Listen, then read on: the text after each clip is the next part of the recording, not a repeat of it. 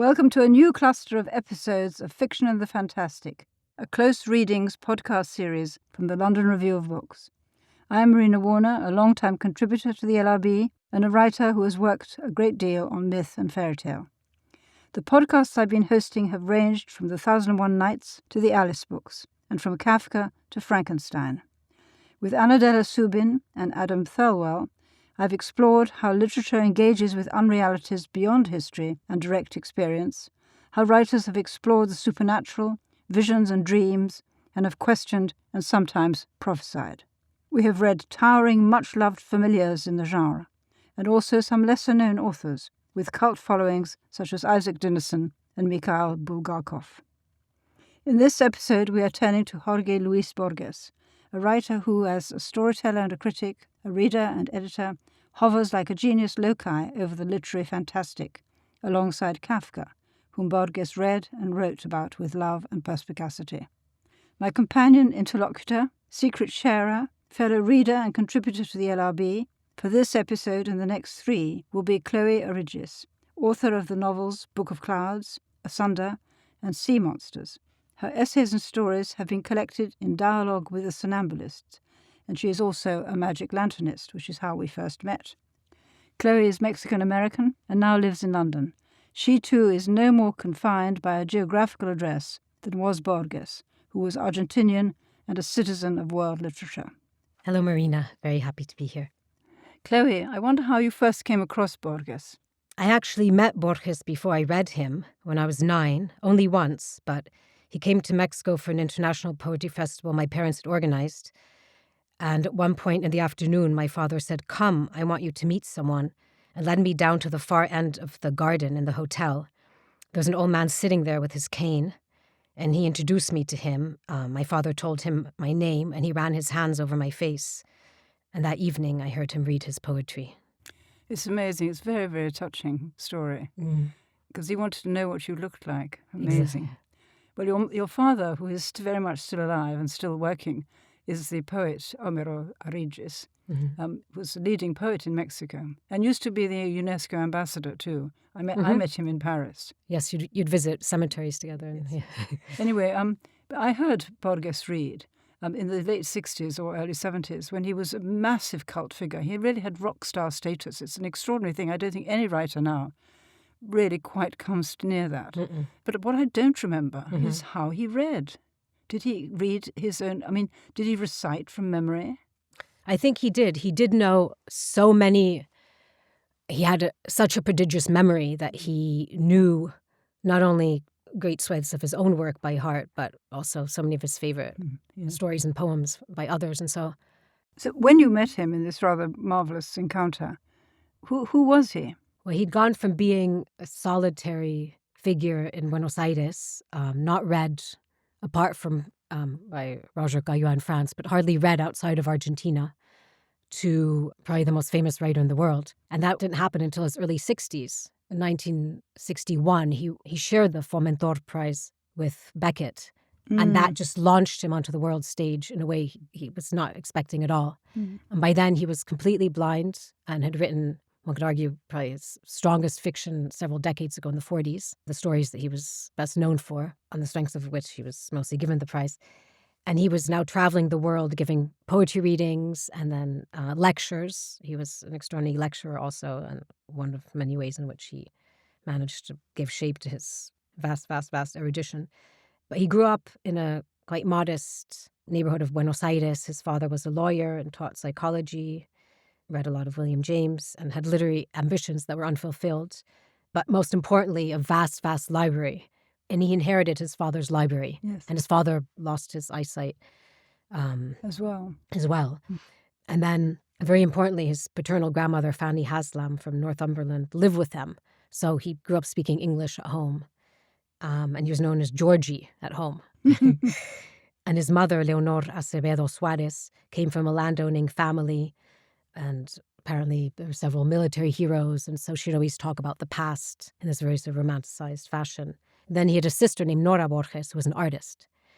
And then when the father was almost completely blind, the family decided to spend some time in Europe. And they were there for around 7 years, from 1914 to 21. they first went to Geneva, and that's where... He was partly educated in Geneva, wasn't he? Yes, when he was living there, he discovered French literature and was educated there. And then they went to Spain, where Borges met several young poets, and then they returned in... And he belonged to an avant-garde group there, the Ultraistas, and he brought that movement with him back to Argentina. But that was a movement of poetry. Yes, and a lot of sort of games and puns. And they returned to Buenos Aires in 1921, and at first he felt estranged, and then he began to rediscover his natal city and write poetry around it. And then that's when he became friends. And this was much more realist, wasn't it? He hadn't yet moved into the fantastic. No, his early writing is very realist. Yes. Exactly. Do we know why he made the switch to the kind of fantastic fictions? Do we know what propelled him to do that? I think it was largely to do with this friend of his father's, Macedonio Fernandez, who was fascinated by speculative thinking and what if this happened in a parallel world. And I think that just somehow... it just switched the train track, or there was just something, there was a swerve. And he loved H.G. Wells, of course, and G.K. Chesterton, both of whom were very cunning at plotting. Exactly. And with Wells, also this tendency of embedding the fantastic in a realist setting rather than more 19th century fantastic. So I think he learned from that too. But then he became a librarian. The national librarian. So first he worked in a small, rather depressing library in the outskirts of town because for many years he was struggling a bit financially. And then in 1955 he was appointed for 18 years the director of the National Library of Buenos Aires. And then he says that in a poem called Poema de los Dones, Poem of the Gifts, he writes about the magnificent irony of being handed books and darkness at the same time. And the library is also in his work a labyrinth. I mean, it's an endless possibilities. It's an image of the world, but the inexhaustible world. In fact, inexhaustible is a word he often uses. Inexhaustible. Yeah. Infinite, inexhaustible. And the labyrinth and the hall of mirrors. He does say somewhere that one of his nightmares is of a labyrinth without a center, and which would make all the wandering meaningless. So somehow having a center or some sort of focus or endpoint, even if you never reach it. And the stories are a way in which he tries to contain chaos. The infinite procession threatens chaos, but the story, a story, can help contain it and prevent it engulfing you, even though many of his stories are about the world, the fictional world, taking over. Exactly.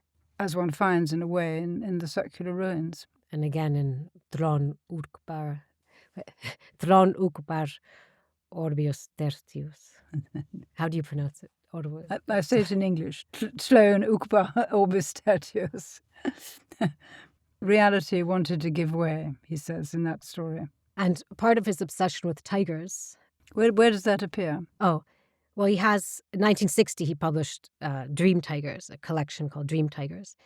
But they also come up in his essays often. And apart from reference to Blake and Kipling, he really loved Kipling, tigers were the animal when he went to the zoo in Buenos Aires that most fascinated him.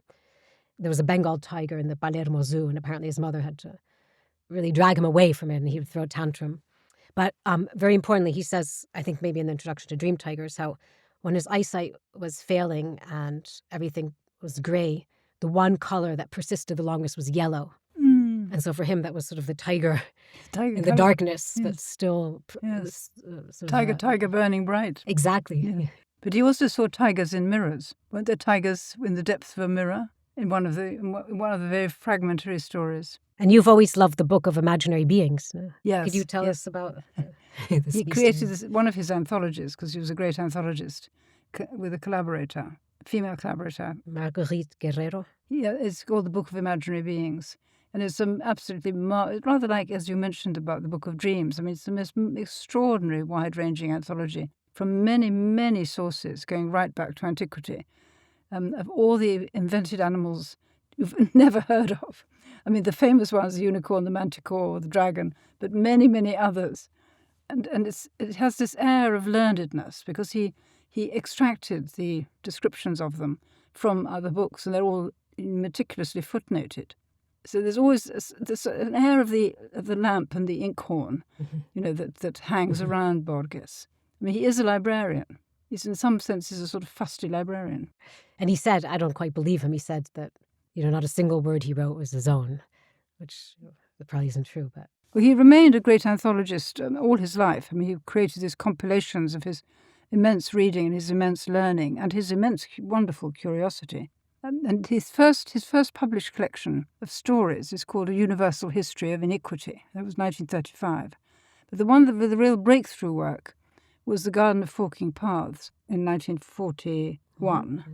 And then it was reprised in the Fictiones, which is actually called Fictions. I mean, it's interesting that he drew attention to the totally fictive quality of his inventions in the title. It's like calling a novel a novel. So he and that contains some of his really talismanic stories. The Chlone Ukba Orbis Tertius about this encyclopedia, which overtakes the reality, which becomes reality. The Pierre Menard story about the writing of Don Quixote, extraordinary, about a man who sets out to rewrite Don Quixote and actually does so without referring to the original at all. And that's a real parable of reading, an important parable of reading. And the Library of Babel, the Garden of Forking Paths being a demonstration of a plot, almost like a Chesterton story, a Father Brown story. And that had an influence on Calvino, who we talked about in one of the earlier podcasts. The idea that you structure an entirely imaginary book with a very powerful, strong mathematical grid. So the first story we're going to look at is The Circular Ruins, which is probably one of his most famous, which came out in Fictiones, which was the collection that really made his reputation. It had been published a little bit before that. It was first published in the magazine South in 1940. Then it had come out in 1941 in The Garden of Forking Paths, another collection. And then finally it sort of blazed at the centre of Fictiones. So can you tell us a little bit about this story and we maybe read the first opening? I think it's probably his most enigmatic story. Very few coordinates and a very dense imagery. And Borges said he wrote this story in 1 week while he went about his job, still working at a small library before working at the national one, and then would see friends in the evenings and go about his days. But he said this story, that he felt that 1 week he was living in another reality in a way he said it never happened to him again quite like that. Thanks for listening to this extract from Close Readings. You can listen to the full episode and all our other Close Readings series by signing up to our Close Readings subscription. If you're listening in Apple, you can do that just by going to the top of this podcast. Or for Spotify and other podcast apps, go to lrb.me/audio or click on the link in the description.